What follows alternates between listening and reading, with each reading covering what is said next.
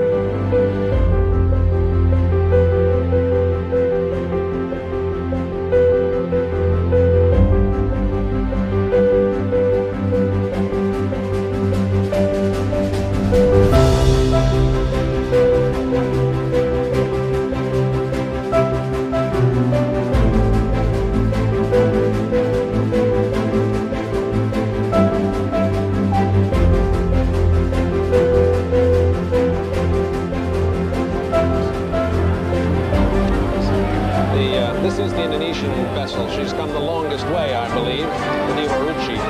She was part of the Naval Academy fleet there in Indonesia. Made a long trek around. I think she was at sea for literally hundreds of days coming here. She's named after a sea god who is part of a Hindu story, and the nice thing about this is that this sea god showed the person he rescued the elements of courage and purity and desire. But desire and courage were only good if they were tempered by idealism, and that ship is sailing for those good causes. I'll tell you one thing she needed was courage. She had a very difficult passage across the Pacific, Rebel, and when she landed, I think it was in San Diego, was her first port of call in the United States. We were told they'd had quite a shaky voyage, even in a ship this size, across the Pacific today. She is flying amid all of her pennants at the very top there at the stern or the back, the American flag. What's the tradition of what you fly in harbor? She's acknowledging her arrival in America, and so she's flying our flag, and she's flying her own national flag down at the transom, low down on the stern. And they usually will fly the flag of the country from whence they came. If they passed through France, for example, then we'll show where they came from, and then they'll show the flag of the country that they're entering. Now, you've been a Navy officer, and you're now a maritime preserver, if we can call you that. Can you read those pennants on board any given ship and tell us what they're saying, or are they actually saying anything? No, I cannot read them anymore. There was a time when I could. But that is, I think, essentially a dress ship decoration. There are code books, and they can signal each other with those flags. They're clearly visible at sea, and from an enormous distance, with a pair of binoculars, you can receive a message from another ship and determine what assistance they need or what they want to tell you. And she comes up through New York Harbor to enter the Hudson River. And even as we look at New York Harbor, we can look at the Hudson River, because they will go up under the George Washington Bridge, which...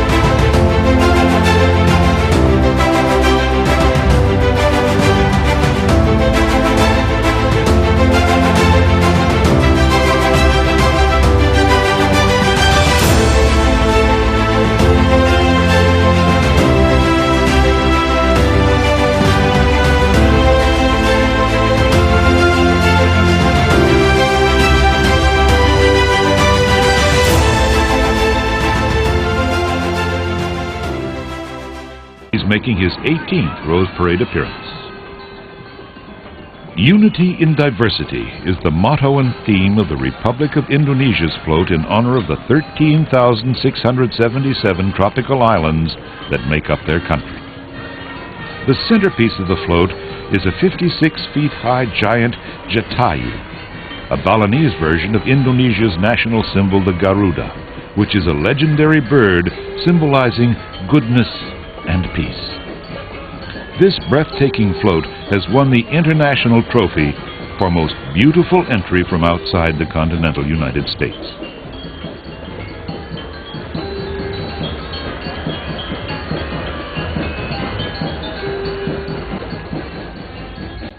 This Indonesian 145-member Sampurna band proudly represents their country in their first Rose Parade appearance. Under the direction of Tom Jenkins, this band regularly appears in regional festivals and on television programs.